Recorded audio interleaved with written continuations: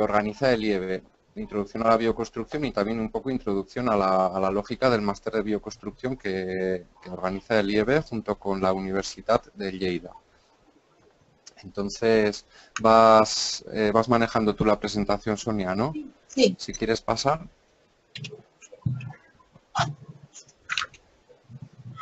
Sí. Bueno, este webinario lo planteamos un poco, media horita más o menos, estaremos hablando Sonia y yo y después, pues bueno, vendrá otro rato dedicado a la interacción, preguntas, comentarios y demás entre todos y todas, ¿no? Lo primero nos vamos a presentar. Mi compañera Sonia Hernández Montaño pertenece al grupo de tutores y tutoras del máster y será la tutora de la próxima edición, la número 15. Yo soy Miquel Martínez de Morentín y pertenezco al grupo de gestión del IEB. Luego iremos un poco hablando de cuál es el organigrama del IEB. Perdón, tengo un poco catarro. Bueno, pues el IEB, para aclararnos todos un poco qué es, ¿no? Vamos a hacer una pequeña presentación. El IEB es una filial del IBN. El IEB es el Instituto Español de Biobiology. Biobiology, bioconstrucción o biología del hábitat son palabras sinónimas, aunque cada cual de ellas tenga su carga propia de significado, ¿no? En principio las utilizaremos indistintamente. El IEB se fundó en el año 2009 y tiene su sede en el propio estudio de la presidenta, que es Petra Hebbens-Zirkel, en un pequeño pueblo del Pirineo Ostense. Y está compuesto por un equipo multidisciplinar de profesionales. Si quieres pasar. Sí, bueno, los antecedentes del IEB, como mencionábamos antes, están en Alemania. Allá el proceso de concienciación ecológica y demás, pues bueno, nos lleva quizás 2 o 3 décadas de ventaja, ¿no?, con respecto a la península. En los años 70 ya había una gran preocupación por la salud en el hábitat, debido a que en muchas viviendas se habían utilizado productos tóxicos para tratamientos de las maderas y esto estaba acarreando importantes efectos en la salud de las personas. Entonces, a partir del año 1977 ya se empezó a impartir el máster de bioconstrucción en Alemania. Pocos años más tarde, en el año 83, apareció el IBN, que es el Instituto para la Biobiología y Sostenibilidad, que bueno, está en el ámbito de Alemania también. Posteriormente, otro hito en todo este engranaje es la aparición de la norma técnica de medición en bioconstrucción. La primera norma técnica aparece en el año 92. Esto de la medición en bioconstrucción es un poco la prueba de fuego que revela la posible incidencia en la salud que tiene el entorno construido y más en particular en los lugares de descanso. Esta norma se ha ido actualizando y modernizando, así como el máster, obviamente, hasta que en 2015 ya estábamos en la 8ª edición de la norma SBM. Y posteriormente, como decíamos, en el año 2009 surge el IEB, el Instituto Español de Bioconstrucción. En esa misma fecha, básicamente, se empezó a impartir el máster de bioconstrucción en lengua castellana. El máster que se imparte aquí es básicamente es una traducción del máster alemán, pero adaptado a la realidad del Estado español. Aunque existen alumnos y alumnas del máster en diversos países, ¿no?, de Europa, América, etcétera. Y aquí tenemos un poco la misión, visión y valores del IEB, ¿no? Es una organización sin ánimo de lucro cuya principal objetivo es la difusión de la bioconstrucción. Como vemos ahí, en otras palabras, el establecimiento de los principios de la bioconstrucción, acorde con un hábitat respetado. Luego, también es muy importante en todo este concepto de bioconstrucción que manejamos el sentido holístico. Esto es que hace referencia al todo. Es decir, por ejemplo, no tiene sentido en el ámbito, en el marco de la bioconstrucción, unos edificios con muy pocas pérdidas energéticas, por ejemplo, pero realizados con materiales en cuya fabricación se ha empleado muchísima energía, ¿no? Entonces, se intenta el todo. todos los aspectos que pueden afectar, incluyendo también la psicología de las personas, lo que decía ahí de la belleza de los edificios, todo lo que supone el ciclo de vida, los desechos, la explotación del medio para obtención de materias primas, etcétera, etcétera. Y bueno, perdón, yendo un poco ya a la actividad propia del IEB, la principal manera de difundir la bioconstrucción es el propio máster de bioconstrucción, del que hablaremos un poco más adelante. Pero también se realizan múltiples actividades complementarias para difusión, concienciación y sobre todo formación en el ámbito de la bioconstrucción, tanto teóricas como prácticas. Por ejemplo, dentro de las actividades previstas para este año, se va a realizar el 7 de diciembre en Vizcaya un seminario de difusión de técnicas de construcción con productos derivados del cáñamo, en el ámbito obviamente de la bioconstrucción. Esto está en el marco de un proyecto europeo, el proyecto Canapalea. También a partir de ahora vamos a estar en forma de charlas, expositores, talleres, etcétera, en unas cuantas ferias en Biocultura Bilbao, Ecocultura Zamora, Bio Navarra, Bio Áraba, Biocultura Madrid, etcétera. También, bueno, mirando un poco hacia atrás ahora, se han realizado varias actividades de formación. Este verano, por ejemplo, se realizó en Morillo de Tou, en un pequeño pueblo del Pirineo Ostense, la construcción de una caseta de paja, que es la que tenemos en la imagen. Caseta de paja, revocos de barro, suelos de yeso, cubierta de madera, etcétera. Bueno, lo que podría ser un pequeño ejemplo de bioconstrucción en su totalidad, ¿no? También se realizó un curso más teórico dentro de los cursos de verano de la Universidad de Cantabria sobre introducción a la bioconstrucción y biología del hábitat, principalmente abarcando la relación entre salud y hábitat, ¿no? También hemos participado recientemente en el encuentro de la red de paja. Bueno, esto en el ámbito de la bioconstrucción existen múltiples agentes que, bueno, ya sea por temáticas o por cercanía local, pues van construyendo redes entre ellos, ¿no? Y para el IEB es muy importante también la participación y la suma de esfuerzos que se producen en estas redes, ¿no? Y bueno, otras actividades que se han realizado durante los últimos años, aparte del máster, pues son diversos seminarios de formación, de especialización ya en diseño interior, en mediciones, como hemos dicho antes, participación en otras ferias bio, por medio de charlas, talleres, etcétera, bueno, labores de concienciación, difusión, etcétera, ¿no? También es importante las labores de asesoría en cuanto a la investigación de nuevos materiales y el asesoramiento profesional en temas ya un poco complicados de lo que puede ser el ámbito de la bioconstrucción, materiales, salud, etcétera, ¿no? Bueno, la imagen que tenemos ahí abajo es la del curso de Cantabria y la de arriba, como hemos dicho, la del curso práctico de construcción con paja. Si puedes avanzar a la siguiente diapositiva, sí, ahí. Bueno, y ahí tenemos un poco el engranaje de lo que es el IEB. Diferenciaríamos por una parte el equipo de gestión del IEB, que está compuesto por 6 personas, entre las que está la presidenta, Petra Heavens, y luego también está el equipo de tutores y tutoras del máster, compuesto por 9 profesoras y profesores. Y luego también el IEB engloba también otros grupos. Son grupos de personas que han acabado el máster y que se han ido especializando en diversos ámbitos. Por ejemplo, está el grupo de especialistas en mediciones de bioconstrucción, que es lo relativo al mapa que veis ahí en la parte de abajo. Y luego están las asesorías del IEB, que se dedican al asesoramiento en bioconstrucción, propiamente dicho, que serían el mapa que tenéis arriba. Y luego también una parte importante del IEB es el alumnado y el exalumnado del máster de bioconstrucción. Se realiza anualmente un encuentro que suele ser a finales de noviembre, principios de diciembre, donde también, bueno, además de retomar un poco la lógica de la bioconstrucción, se van creando redes. redes locales, temáticas, etcétera, ¿no? Y si puedes pasar, no sé si había algo más ya. Ah, bueno, sí. Lo que decíamos un poco del trabajo en red, ¿no? Entre los diversos agentes para la difusión de la bioconstrucción.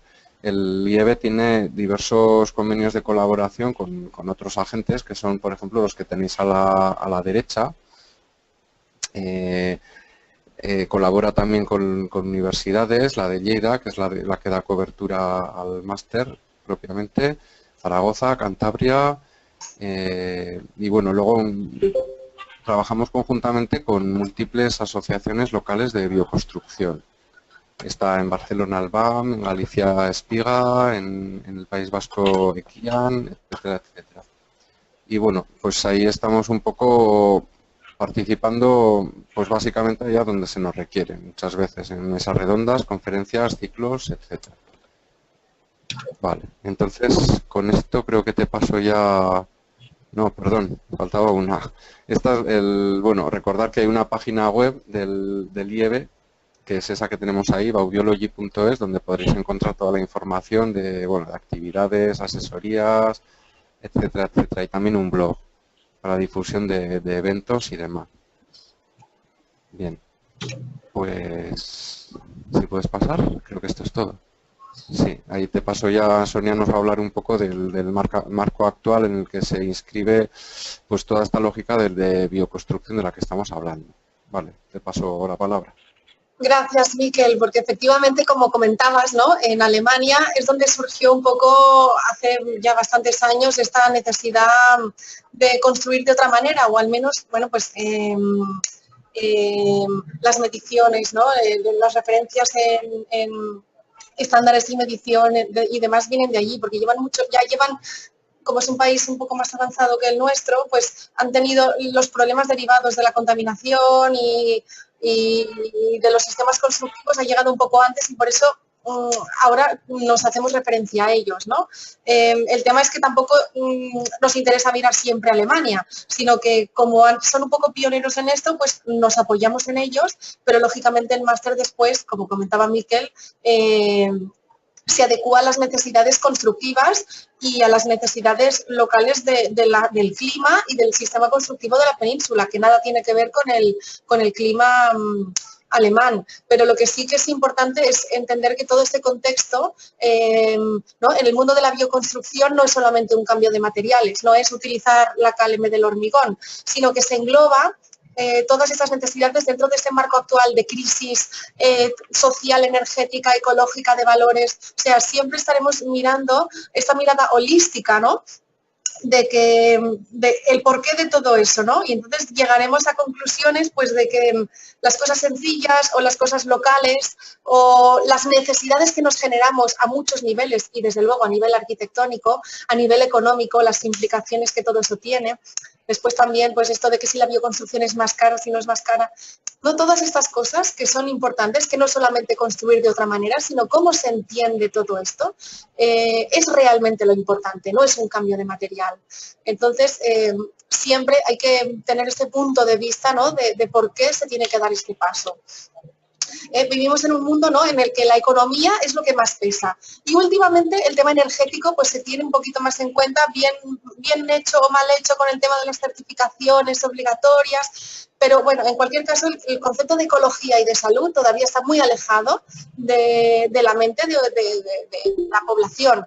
Entonces, entender esos conceptos de ecología y salud en relación a la construcción, por qué son tan importantes, es uno de los puntos. Entonces, bueno, hoy en día los edificios derrochan energía, ya lo sabemos, a nivel energético, pero es que también son un desastre ecológico y social desde el punto de vista económico, ¿no? O sea, invertir una hipoteca de 40 años de tu vida en construir tu vivienda cuando debería ser algo asequible y digno para todos, ¿no? Pues estos aspectos también se tratan, ¿no? Cómo se ha convertido en este producto de mercado y después también cómo a nivel físico puede enfermar a las personas que viven dentro.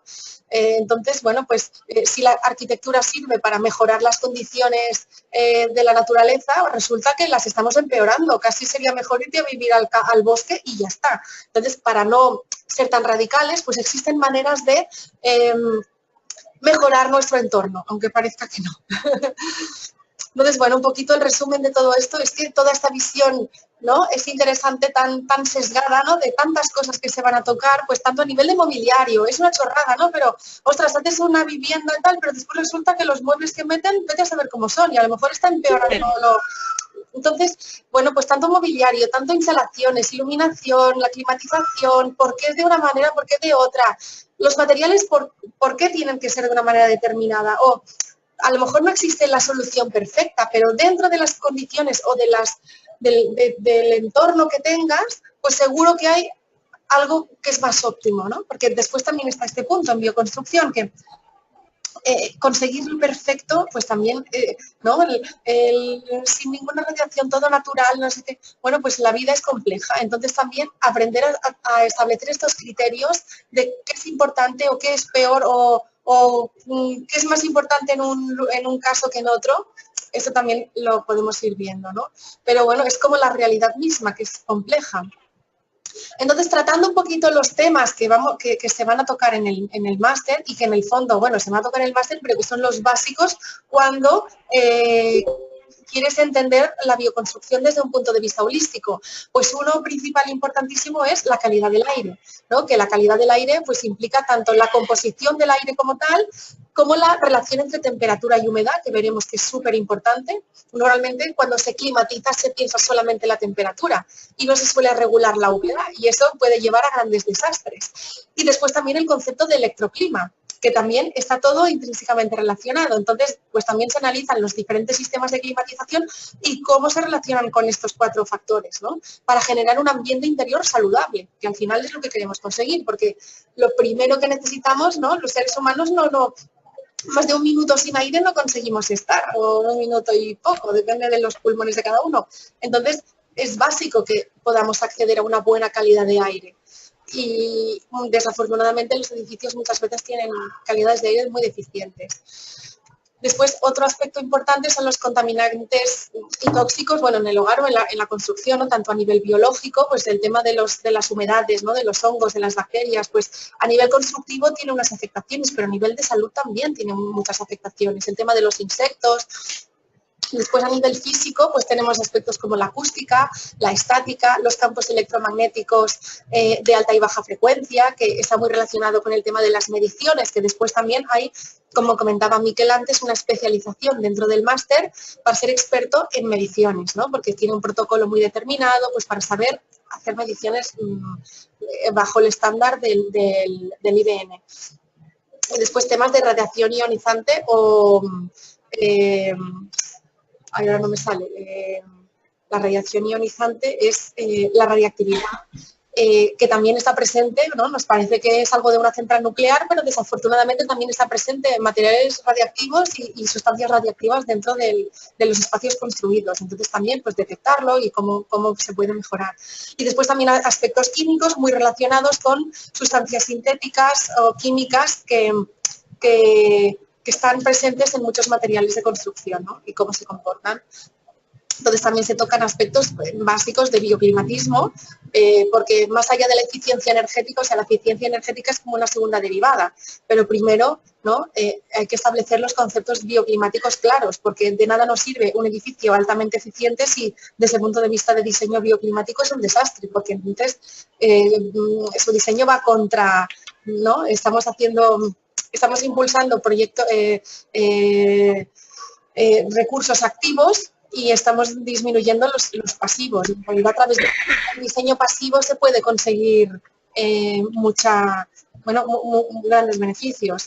Y también el concepto del valor del usuario, ¿no?, que siempre el usuario tiene mucho peso, o sea, el usuario no tiene que ser una persona que no sepa cómo usted tiene que vivir en un espacio, sino el empoderamiento de todo el mundo en ser conscientes de que tus pautas diarias pueden hacer que a todos los niveles, a nivel de químicos, a nivel de tóxicos, a nivel de consumo energético, pues tus pautas de vida también afectarán, ¿no?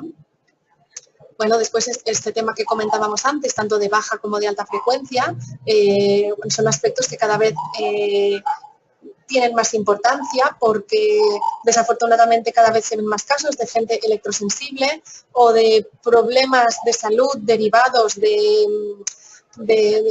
por causas que se acercan a estos temas. Es decir, muchas veces hay gente que tiene dolores de cabeza crónicos y no tiene ni idea de que a lo mejor se debe a que está durmiendo al lado del teléfono inalámbrico conectado con el enchufe, ¿no? O sea, ya hay casos que se conocen y que clínicamente están comprobados, pero después hay muchos otros casos de gente que como desconoce estas afectaciones, no es consciente de que está expuesta a ellas y que su vida puede mejorar si las conoce y las soluciona, porque muchas veces esas soluciones son sencillas, ¿no? Tanto en la baja como en la alta frecuencia. Y también a cómo realizar una instalación eléctrica correctamente. Después también estos aspectos que comentábamos antes de cronobiología, iluminación artificial, ¿no? De cómo estamos regulados, ¿no? Nuestro ciclo circadiano es regulado por la luz del sol y cómo cuando estamos expuestos a luz artificial se pueden desregular ¿no? Algunos sistemas de nuestro cuerpo. Entonces, cómo realizar una iluminación artificial que sea eficiente y todo lo que quieras, pero que también sea saludable, que a veces no necesariamente está relacionado, o se tiene que elegir un buen diseño lumínico. Y después también aspectos como el sonido y el ruido, ¿no? Que también es una gran fuente de contaminación, sobre todo en las ciudades. Es una contaminación. No. A mí también me sucedió, es por el calor. Sí, pues no sé, pero no me pasa nunca, me ha pasado justo ahora. El computador de una por el calor. Bueno, pero... Bueno, parece que todavía somos unos cuantos, ¿no? Conectados. Sí. Bueno, pues continuamos. Miquel, no sé si has continuado comentándoles algo. Sí, hemos llegado hasta los materiales. Bueno, al final yo creo que me escuchabais, ¿no? Pero no sé muy bien hasta dónde me habéis podido... Sí, hasta ahí. Estábamos hablando de todo esto, de materiales de reciclaje, piedra seca y tal. Bueno, pues sí, comentamos rápido Sí, porque vale. tampoco vamos a aburrir, porque esto lo iremos viendo durante el curso, ¿no? Pero que materiales hay muchos y todos tienen sus peros y sus pros y sus contras y hay que entender bien cómo funcionan para que después no te vengan, no, es que los materiales de bioconstrucción no funcionan bien. Bueno, es que pues hay que conocerlos, ¿no? Son materiales naturales, hay que conocer cómo se colocan y demás. También a nivel de mobiliario, pues es lo que comentábamos antes, también hay que conocerlo. A nivel de fisiología y de postura, no todos somos iguales ni necesitamos las mismas cosas. Y después, bueno, también el tema de síndrome de edificio enfermo, cómo se puede controlar, qué significa, y bueno, todos estos temas también de enfermedades medioambientales. La lipoatrofia, el síndrome de edificio enfermo, el tema del gas radón y las afectaciones que tiene. Y bueno, sí, un poquito como resumen, pues la bioconstrucción, como comentábamos antes, es un cambio de chip, no es solamente un cambio de materiales, sino es pues un cambio de vida, ¿no? Pues modelos de viviendas que son autosuficientes, que requieren que los usuarios también vivan a otro ritmo y de otra manera. También significan edificios públicos, no solamente es, pues yo que se me extrapolando el hippie que se quiere ir a la montaña, no, la bioconstrucción es algo que también pueden ser edificios públicos, se puede implementar en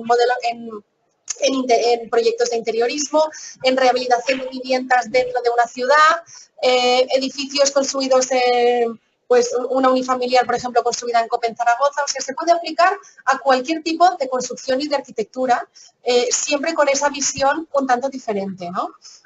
Entonces, bueno, y también la bioconstrucción lo que es hacer llegar y explicar todos estos conocimientos que van más allá de la técnica constructiva, sino este cambio de chip que estamos comentando, pues también expandirlos, ¿no? Pues entonces os apoyamos a que no solamente conozcáis vosotros estas cosas, sino que las hagáis llegar a vuestro entorno para que todo el mundo se enriquezca de esta otra manera de ver las cosas, ¿no? De manera global. Entonces ahora Miquel os concretará también un poquito más el funcionamiento más práctico del máster para que conozcáis cómo funciona y después pues si tenéis cualquier pregunta tanto del contenido como de cómo funciona o bueno cualquier cosa que queráis preguntar, aquí estamos para ayudaros. ¿Vale? Gracias Miquel, adelante. Pues nada, os explico ya un poco en la práctica qué es el máster, lo que supone y demás, ¿no? Como veis aquí, la primera edición del máster se empezó en el año 2009 tras la fundación del IEB, y aquí tenemos un poco, pues, bueno, las personas que han estado pues, en el máster en cada edición, ¿no? La última edición, se empezará en octubre de este año y será la número 15. Vale, como decíamos antes, el máster se empezó a impartir en los años 70, en el año 77 en Alemania y en lengua castellana a partir del año 2009. El máster supone una formación completa en bioconstrucción. Hay módulos muy diversos, luego veremos el programa, que dan pie a una posibilidad de investigación muy profunda en cada uno de los temas que componen la bioconstrucción. Son 25 módulos, uno por mes, y luego el proyecto de fin de máster, que es del tema de libre elección de cada alumno o alumna. La duración del máster son 2 años más lo que cuesta hacer el proyecto de fin de máster, que se recomienda que se entregue en 6 meses. El máster está organizado, como decíamos, por la Universitat de Lleida y el Instituto Español de Bioconstrucción y equivaldría a 60 créditos, bueno, según la fórmula de contabilizar los créditos en el sistema universitario actual. La metodología del máster, ¿cómo es? Pues como decimos, cada módulo se imparte durante un mes. El día 1 de cada mes está publicado para el alumnado el temario del máster. Existen 2 videochats al mes, uno cada 15 días, uno con el tutor o tutora y otro con un experto o experta invitado. Se forma también un foro de debate que está organizado por grupos de trabajo en los que participa el alumnado. Y luego también, como sistema de evaluación, cada mes, cada módulo, hay un cuestionario de evaluación continua que se presenta, y luego anualmente hay seminarios presenciales que se suelen realizar en Huesca, pero no necesariamente. En estos seminarios presenciales consisten en 2 días de clase en los que se incluye un examen de la parte del máster que se ha visto hasta ese momento. Bueno, luego también las tutorías, obviamente los tutores y tutoras responden continuamente a las dudas que vayan surgiendo del alumnado. Aquí tenemos un poco el organigrama de los 25 módulos del máster. Como veis, hay temas muy diversos. Hay temas, bueno, temas con un contenido muy amplio, otros temas más fáciles de estudiar. Bueno, desde el ambiente interior, sistemas de calefacción, hay un módulo dedicado a la madera, como podéis ver. Ahorro de energía, luego está el tema de las radiaciones, los tóxicos, quizás sean los 2 módulos más cañeros, y otros módulos pues más, bueno, pues un poco más en otro ámbito, ¿no? De la psicología del hábitat, el mobiliario, la luz e iluminación. Luego también se tocan aspectos de urbanismo con ordenación ecosocial del territorio y espacios no edificados. Hay un módulo dedicado a los acabados, pinturas y tratamientos de superficies. En fin, un poco de todo y adaptado a los gustos de cada cual, ¿no? Y puedes pasar, no sé si había... Bueno, pues esto es todo, ¿no? Muchas gracias. Y no sé, ahora si queréis exponer vuestras dudas, comentarios y, bueno, empezamos a hablar un poquito entre todos, así. Sí, mirad, si queréis, también pongo la cámara y así nos vemos las caras. Si queréis también poner vuestra cámara, si queréis comentarnos algo del temario, del contenido, del funcionamiento.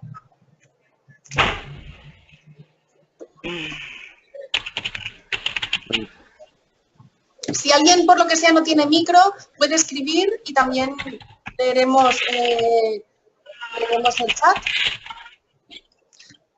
Pero ahora lo interesante es que vosotros nos preguntéis, ¿eh? Que ya hemos hablado mucho. Desde A Coruña se puede hacer, claro, el máster es, de hecho, en Galicia hay bastantes alumnos, exalumnos. El máster, como os he comentado, es online, entonces todos estos módulos los vamos a tratar online. Es solamente una vez al año que se requerirá presencia física en algún lugar, que por ejemplo este año es en Vizcaya, entonces desde A Coruña pues tampoco es tan lejos, el año que viene no sabemos dónde será, cuándo nos tocaría hacer el primer examen. Y si no puedes ir a la presencial, ¿qué pasa? A ver, si no puedes ir a la presencial, pues claro, por ejemplo, en la edición anterior tenía 2 alumnas que estaban en Colombia, no iban a venir desde Colombia adrede a estar 2 días, entonces se buscó una alternativa, pero el encuentro presencial no es solamente para hacer un examen, sino, hola Miquel, mejor así, ¿no? Viéndonos. Hola, estoy aquí. No es Estoy intentando la cámara. Ah, bueno. Pues es también un encuentro con tus compañeros, porque el tema, bueno, lo que intentamos también es que esa formación online no sea algo del que cada uno se encuentra desconectado, sino que entre todos los compañeros, ¿no?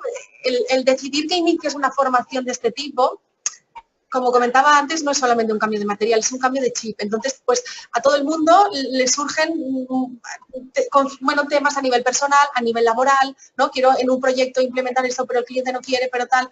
Entonces, bueno, lo bonito también de esto no es solamente el contenido, ¿no?, del máster, sino la relación que se establece entre los compañeros, que muchos de ellos están en una situación similar a la tuya. Y lo es precioso en estos encuentros presenciales ya no solamente hacer el examen, sino estos 2 días de convivencia o 3 días de convivencia, de compartir experiencias y además de los talleres y ejercicios in situ que hacemos en ese momento. Desde luego, si hay alguna causa mayor por la que no se pueda ir, pues todo se puede hablar, pero es importante y recomendable en muchos niveles el poder asistir. Este es bueno, ahora Miquel también que diga su opinión. Sí, yo creo que es importante, sobre todo verse las caras, aprender presencialmente y luego tejer las redes, lo que hablábamos antes, ¿no? De ir tejiendo redes entre nosotros y nosotras. Habitualmente la gente que está afuera se suele organizar ya el año para poder estar en los seminarios presenciales. Pero bueno, lo que dice Sonia, si no se puede, pues todo se puede hablar, ¿no? Sí, ha venido gente adrede, pues yo qué sé, desde México, ¿no? Intentando pues organizar para venir a Europa para otras cosas, yo qué sé, gente que vive en Londres, en Suiza, en Francia, pues nos hemos encontrado todos en el pueblito del Pirineo. Ya ha estado muy bien, nos hemos organizado entre todos para ver cómo vienes en un avión, te paso a recoger, no sé qué. Pero bueno, eso ya se verá. ¿Tenéis alguna otra duda? ¿Comentario? Sí, este máster está certificado, o sea, ¿es certificado? ¿Certificado? Sí, o sea, tiene certificación, o sea, a ver... Es un máster que no es un máster que tienes título de la Universidad de Lleida, si así lo solicitas, pero es no oficial. Es decir, si después quieres hacer un doctorado, por decir algo, es un máster no oficial, porque si el Departamento de Enseñanza se mete con el temario, entonces ya desvirtúa el temario y no podría ser así. Vale. El objetivo desde el IEB y también desde del IBN es que el contenido del máster sea el que es. Es decir, que nadie externo se meta en cambiar el máster, porque ya, pues eso, podría haber una desvirtuación. Entonces ahí todos somos muy celosos en mantener el máster tal cual, incluso traducciones literales. Luego, claro, ya os digo que siempre tenemos que estar adaptando el temario a la realidad del Estado español. Para eso se insertan una serie de cuñas en cada módulo del máster. Y eso también está cuidado y bastante estudiado. Vale, genial.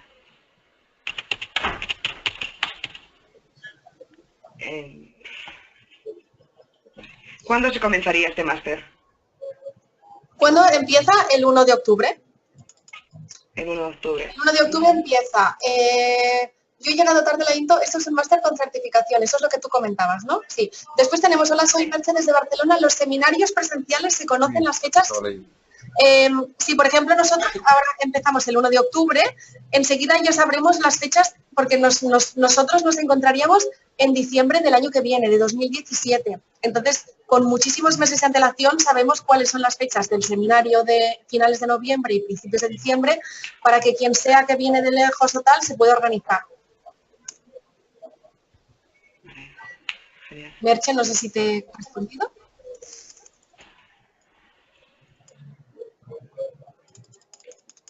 No sé si hay alguna pregunta que... No, creo que no me he dejado ninguna pregunta en el chat. Bien, Merche, pues... Sí, sí. Sí, dice que ya está contestado, sí.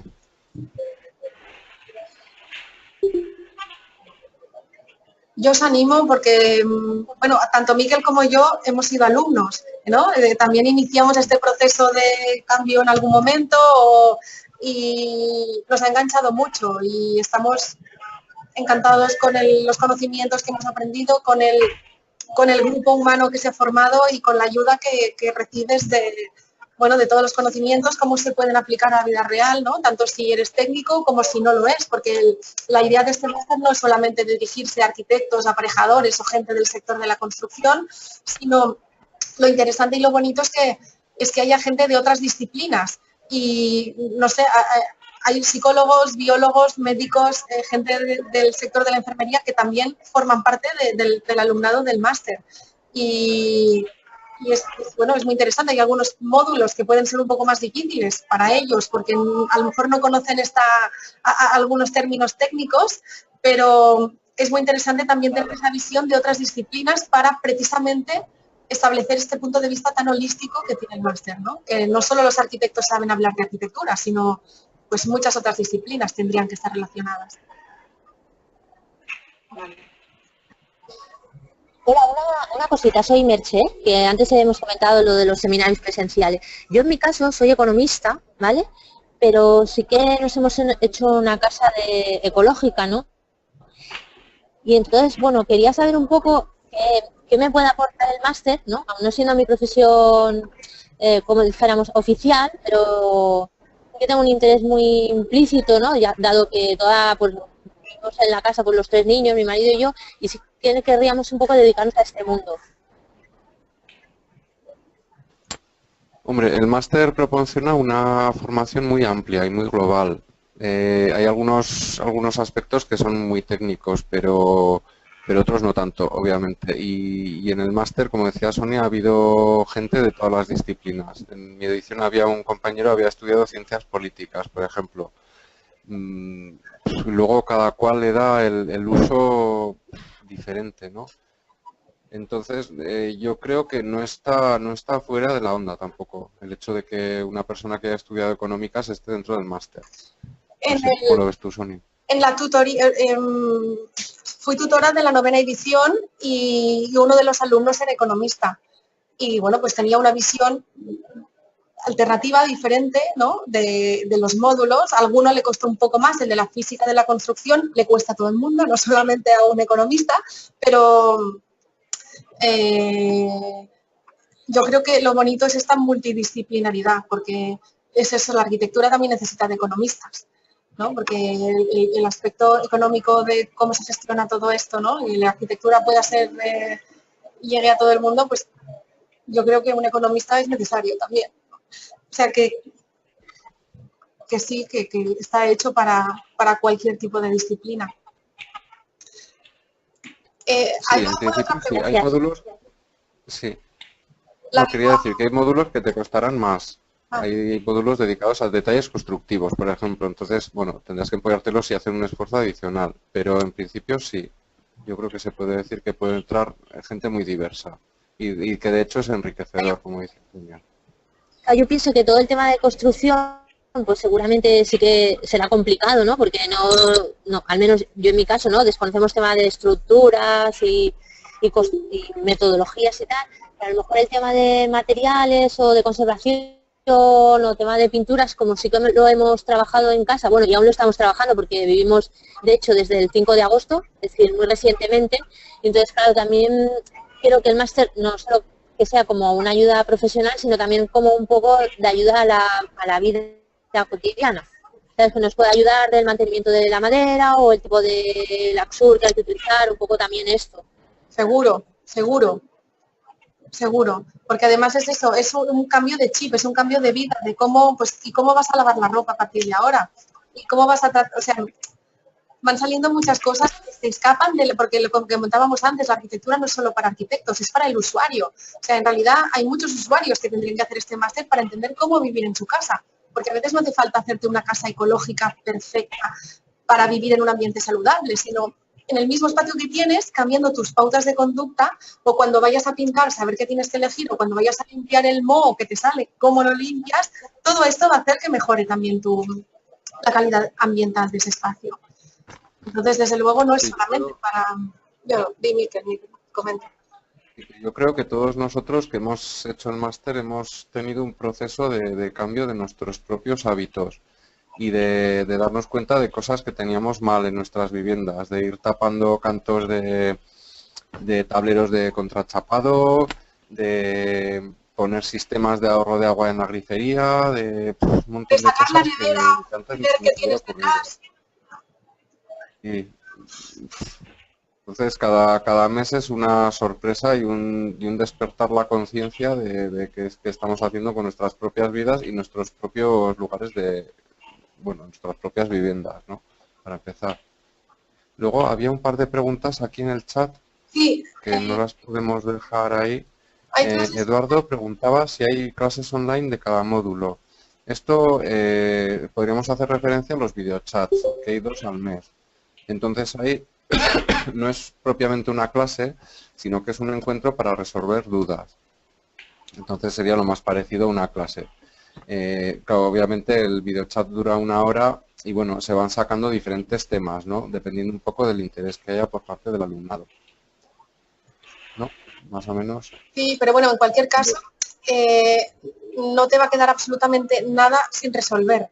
Es decir, el día 1 de cada mes tú recibes el temario y te lo lees, entonces te preparas todas las dudas que tengas para ese videochat en el que el tutor intenta resolver todas las dudas. Si hay algo que no te puedes conectar al videochat o al cabo de unos días te queda algo pendiente, pues para eso hay una comunicación súper fluida y varias herramientas dentro del formato de la plataforma digital para poder exponer tus dudas a tus compañeros, a ver ellos qué opinan, para preguntarlas directamente al tutor. Y después también está la otra clase también virtual, ¿no? Con el experto invitado que todavía pues acaba de resolver. O sea, la idea es que no se quede nada en el tintero del módulo y del tema que se está tocando. De hecho, siempre se acaba teniendo sobreinformación de todos los temas, que acabas con millones de links, de referencias y demás que a veces es imposible de digerir. Y también es importante organizarse la información que se va generando para saber en el día que necesites saber algo, pues dónde lo puedes encontrar. Porque de cada tema puedes investigar hasta las profundidades. Después había otra pregunta, ¿verdad? Sobre el material natural. Si la etiqueta de material natural está aprobada oficialmente. Pues que yo sepa, no. Todo esto de etiquetas eco, bio y demás, el problema realmente es que no está regulado en absoluto. Entonces te pueden vender gato por liebre. Y claro, es uno de los objetivos de este máster, el saber diferenciar realmente dónde está lo auténtico y dónde está el pufo. ¿No? Realmente tenemos un problema grande en todo esto de lo eco y lo bio. Y parece que para vender cualquier cosa tiene que ser eco o bio. Y realmente puede ser algo que despista mucho, tanto a la gente normal, entre comillas, como a las profesionales, ¿no? Entonces, sí, mucho cuidado con todo esto. Pero efectivamente hay un módulo en el que hablamos de certificaciones y se habla de los distintos sellos y qué quiere decir cada sello y qué te está diciendo. Y al final a lo mejor resulta que ese sello solo habla de alguna cosa, pero no te dice todas las demás. Entonces trataremos ese tema, pero el concepto material natural como tal no existe, de momento. Ahora tenemos a Sergio, que también, a ver qué pregunta.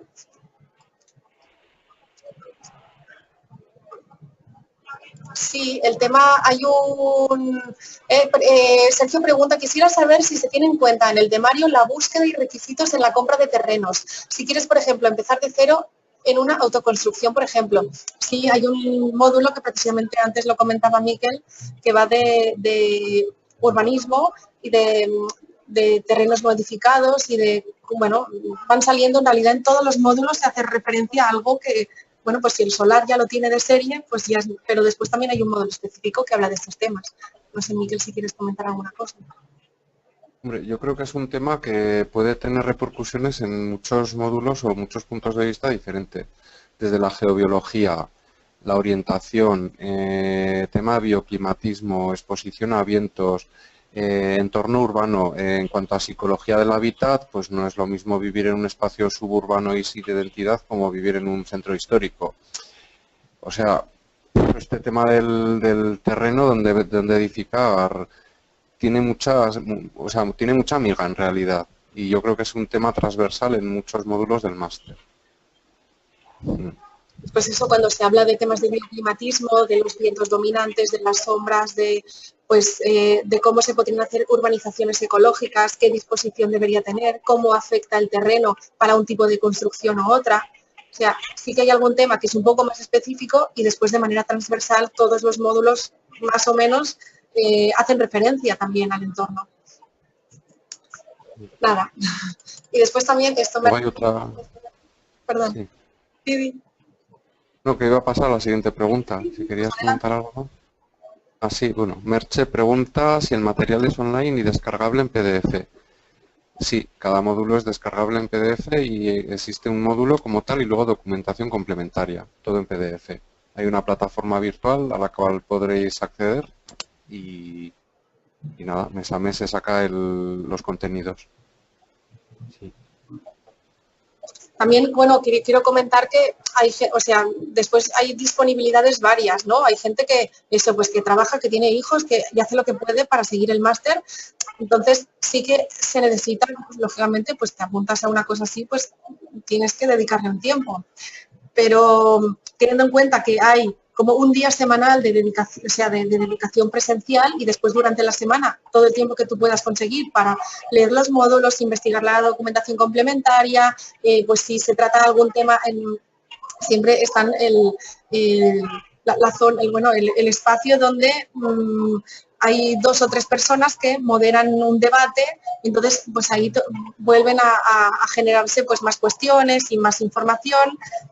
Pero que si tienes tiempo y disponibilidad, pues le puedes dedicar todos los días de la semana a leer y a ver vídeos y a millones de cosas relacionadas con cada tema. Y si no, pues, bueno, la mayoría de la gente, pues, trabaja, tiene su familia, tiene sus cosas y lo va siguiendo, lógicamente, con la disponibilidad que le pueda dedicar. No es un máster de estos, a veces hay másteres de esos que duran 3 meses, pero que te desangran, ¿no? Que tienes que estar todo el día ahí. Pues este es un máster de larga duración, pero que necesita de tu constancia, ¿no? De, pues, que de cada mes sigas el ritmo, después al final de cada mes tienes que responder un cuestionario del módulo anterior mientras empiezas el módulo nuevo. Bueno, es un poco seguir el ritmo, seguir la estructura, y si sigues un poco la estructura del ritmo del máster no es difícil de seguir. Pero bueno, pero requiere un poco de cierto orden y de cierta estructuración para ir siguiendo bien. Igual, más o menos recomendaríamos una base de unas 10 horas semanales para poder seguir el máster en condiciones. Y luego más allá es todo lo que cada cual pueda o pretenda exprimir el máster, que joder, lo guay sería dedicarle 40 horas semanales en vez de 10, ¿no?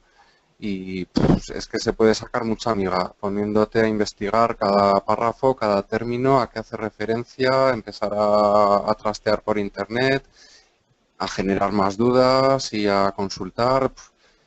O sea, se podría hacer un trabajo muy, muy bueno y muy bonito de aprendizaje en cada módulo. Pero bueno, al final cada cual tiene la disponibilidad que tiene, ¿no? Sin embargo, en menos de 8 horas a la semana, ya mal. Más o menos para que os hagáis una idea, esa sería la dedicación básica. También esto, hay mucha información que va saliendo, es difícil de digerirla y también es bueno, pues eso, pues saber dónde está, ¿no? Pues guardarte esos links y tal, y el día, yo por ejemplo tengo todos los módulos del máster a mano y sé que cuando, ostras, estoy trabajando y necesito algo que no sé, sé dónde conseguir esa información. O sea, se mueve mucha información y si te la organizas y te la ordenas bien, pues es muy útil para cuando la puedas necesitar. Marcel pregunta, ¿a qué os referís cuando habláis de psicología del hábitat? Es un tema muy interesante, sí. Es todo lo que influye en la psicología de las personas. Los colores, los entornos, los ruidos, la sociedad que rodea y obviamente la manera de construir y la calidad de los materiales y demás influye poderosamente en el estado psicológico que tienen las personas que viven en un determinado edificio o entorno. También las formas, los colores, los recorridos, el contenido que tiene ese espacio, ¿no? Lo que te sugiere, y después también esta parte personal que a una persona le puede parecer una cosa y a otra, entonces también entender cómo se tienen que combinar las distintas necesidades humanas de las distintas personas que habitan en un lugar, sea una vivienda, sea un despacho, sea una oficina. Entonces, bueno, abarca muchos temas muy diversos, con matices psicológicos y de percepción, de forma, de proporción, de color, de orden. Sí. Elena comenta que vive en Ecuador y si debe viajar a España por algún motivo. Antes he comentado que el año pasado, bueno, en la edición anterior, que no es el año pasado, tuve 2 alumnas que vivían en Colombia y son colombianas y de hecho están adaptando el máster a la normativa y realidad colombiana y no han llegado a venir en ningún momento. Hemos hecho los exámenes a través de herramientas online porque, bueno, pues no. Si tú puedes organizarte y tienes interés en venir justo cuando son los seminarios presenciales, estaremos encantados de que puedas hacerlo, pero si no, pues para estos casos sí que se puede resolver.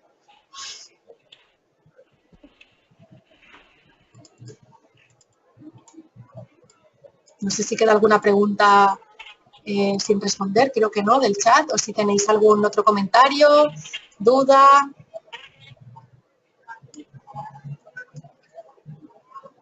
Bueno, gracias, Marcel, me alegro que te haya parecido interesante. Es que lo es, no es que lo es. Es súper chulo.